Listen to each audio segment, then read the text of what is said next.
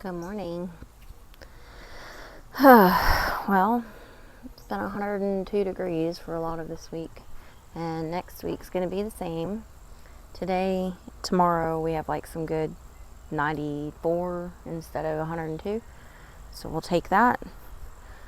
No flowers on those hydrangeas yet, but they do have, I've got a different spray that I found watching a YouTube video from another gardener. I want to try it next year and see if it helps with this. That calendula is not calendula. Clematis is still there, but it just doesn't look great. This one looks even worse. It's pretty bad, guys. And I've been watering, but there's not a lot I can do with 102 degree temps, unless I'm just ungodly amounts of water, and I can't afford that. So. Let's see here. That's a teeny tiny turmeric. It actually started out over here and then like kind of migrated over there. But that's interesting to me. Love the daylilies. Love watching how big the sugarcane gets. Let's see. I definitely cleared out this space. And look at it. They put one over there. Good Lord. I'm going to have to... I don't know what I'm going to do, because that means it's traveled from here to there.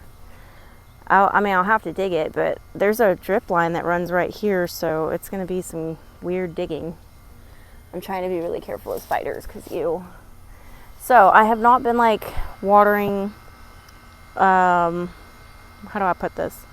There's a drip tape that runs here, and I have been running those, but that's about it. I just don't have the capacity to get out here and water. Good Lord, like I was gonna walk through here, but I can't. I mean, I can, but that's spiky. Hold on. Okay. So anyway, anthill, maples. I need to clean up. Look at this. Weeds. I haven't been out to weed in a while, guys. So, since last weekend. There's a lot of nice new growth, even now, still coming in on the blueberries, which is pretty astounding because they got, a couple years ago, really died off bad from drought. So I need to deadhead this echinacea. I'm really liking the zinnias. They're really kind of charming for things that I just had extra and threw in here, so I'm happy with that. The watermelon has escaped. I don't know what to do with that. I would have to cut around it. Yeah, this was a bad idea. I don't know what to do with that. Look at these weedy grasses. I don't know why. I come and pick these up all the time, and they just keep coming back. I hear the pitter patter of very light rain, which would be pretty impressive. Not nearly enough, but something. This grows so fast because, like, look, I'm gonna have to come back and cut it some more to try and get some light to that persimmon. I see a lot of these, like, whatever these are, leguminous weeds that I need to pick up. And so, yeah, a lot of this kind of nutsedgy grass. And this guy, whatever this is, I don't know. I've looked it up at some point in the past, but I don't remember the name. So, but just, man, so much of it, guys. Well, I mean, this is a very light rain, but I'll take any rain after 100 and something degrees for several days. So it's been interesting because even though the flowers are not just like tons and tons of flowers, I still see so much activity on this mountain mint in the middle of the day that Kelly Ray is like still trying to go strong from where it started way back there. So that sweet potato is pretty, and I'm happy to have it. I also saw a lot of bumblebees on this lantana yesterday. So looking. I don't even remember what used to be in these, but they're both dead, whatever they were. Oh no, that's okay. That's a baptisia with caterpillars, not dead yet. This Goomy's put on so much growth, and I'm really excited for that, actually. So if you can live, raspberry, through this dead 100+ degree really hot part of the summer and not just completely go kaput, I'm gonna put a nice big trellis here for you. We'll see how that goes. Look at this watermelon vine. That's the one I planted. Actually, it's where that little pinwheel is, but it's so everywhere, and I'm here for it because at this point in the summer, very little goes on where I'm tracking through here unless I'm giving you guys a tour.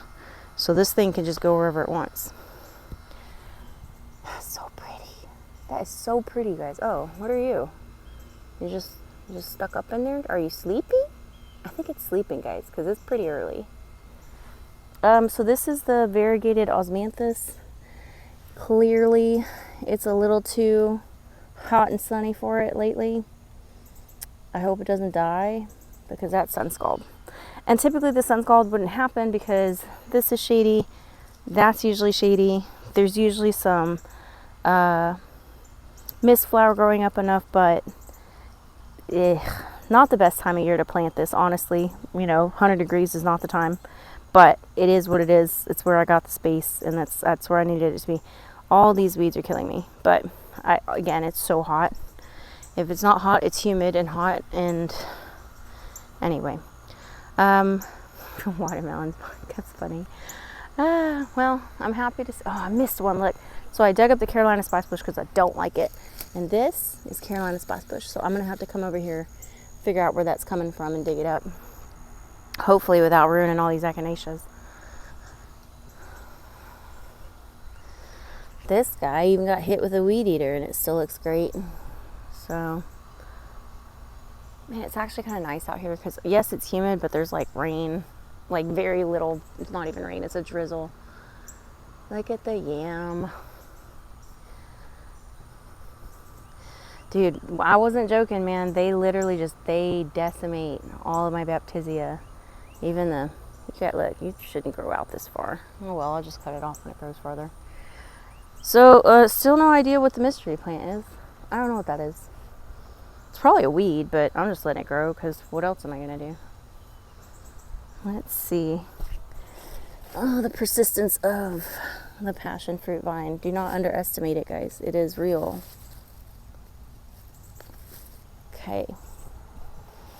Sweet potato. I didn't plant this sweet potato. That was a leftover from somewhere. This is a peach tree baby. I'm probably just going to leave that for now, honestly. Dead mushrooms. Really pleased with this. I know it's not as, I don't know the right word, but designed, I guess. It's neat as some people's flower gardens, but it's wild and it's full of natives, and it makes me happy that it's full of natives. Also, the ashy sunflower finally decided that it was time to open up the flowers. These are always beautiful. Always love these. I wish you would actually grow, dude. I really do. You make me so sad. Beautyberry looks great. Couldn't be more pleased. The black-eyed Susans finally started flowering that are growing over here. And it's just kind of fighting it out with this aster over here, this like purple flowering fall aster. So, first new growth on that pear tree since I planted it. Still doesn't look great. Massive anthill still here. I'm going to take care of that today, hopefully. Oh, look, if I keep popping off all the ugly ones, you keep putting out pretty ones.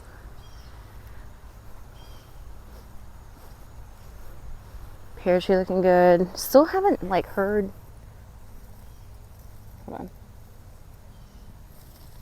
I don't know. Maybe some dry seeds in there. Not 100% sure on that. That beautyberry looks good. So I got 2 beautyberries in the front, which makes me happy that dahlia is starting to put on flowers again. I am shocked at how well everything looks, considering how hot everything's been. So, I mean, does this look amazing? No, but it looks a hell of a lot better than I thought it would, so I'm happy with that. Florida native blueberry, and this flowering quince is put up a dill right there. I don't feel like tugging it out, but I hate this nut sedge, guys. This is what it looks like when it puts on the flowers, or seed heads, or whatever you want to call it. Okay, blueberries putting up good new growth for next year. I do need to trim one. I still found some dead limbs on it. Are you sleeping? Are you waking up? I was about to lift that flower and there's a big old fuzzy butt bumblebee on it, so I'm gonna leave it alone. Okay, well, nothing came and ate all these, but again, I've got to keep this watered if I'm going to get any growth out of the watermelons. And honestly, they really need to start taking off if I'm going to get any watermelons. So we're really just going to have to see what happens here. I'm not holding my breath. Man, that looks so much better. Like, that looked terrible. I thought I had lost this to some borers, and now it's leafed out all over again. So you can stay for now, almond. Let's see. That is, I think, a sage. Yeah, that's a sage coming in. And what is that? I don't even know what that is. Anyway, mountain mint. This is actually the best smelling mountain mint that I have. I don't know what type it is, but it smells the best. Daylilies look rough. Daylilies look really rough. But again, the fact that they're not dead yet is a win for me. And I am so frustrated with this Texas Star Hibiscus. It has not put out a single freaking flower. What's wrong with you? I could not be happier about this. Just coming up my front drive makes me happy. Cheerful daisies, sweet potatoes I didn't plant. Next year I'll have some flowers on my flowering almond. I could not be happier with that. And this thing hadn't put on a lot of growth, but like I said, at this point, as long as it hasn't died, we're happy, right? Like, I'm not even looking for growth at this point in the season. I'm just looking for don't die. Oh, I can hear the rain. Can you? I don't know if it's coming on the phone, but it's starting to get a little heavier sprinkle. So shiso's looking good. Okay, I gotta put some pegs in that. Look at this. That is another sweet potato I didn't plant. Anywho, this is great, guys. I'm pretty excited about this. So, like I said, not a ton going on. I will say, I will hand it to this phlox though. This thing flowered several weeks ago and it still has the flower on it. Like, that's remarkable to me. Most flowers don't last that long. This rose has started flushing out again. Looking good. Okay, so over here, I'm kind of surprised this Mexican sage has not put on any new flowers yet. I did find another one of those dahlias, whatever you want to call it, and put that here. Osmanthus, again, probably some sun scorch, but this is it. This is where we live, so I can't do much about that. That hydrangea also has whatever the fungal disease is. I have been trying to keep this really well watered to make sure that these gooseberries don't die. Because honestly, I've never had luck with gooseberries in my area.